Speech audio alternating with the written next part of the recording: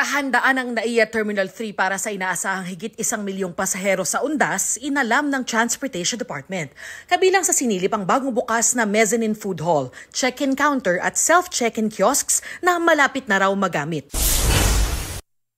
Panibagong hiling na hospital arrest ni Pastor Apollo Quiboloy tinanggihan ng Pasig Regional Trial Court. Wala raw nakikitang sapat na dahilan ng korte para i-hospital arrest si Quiboloy. Natutugunan din daw ang mga medikal na pangangailangan ni Quiboloy habang nasa Pasig City Jail. Wala pang komento ang kampo ni Quiboloy.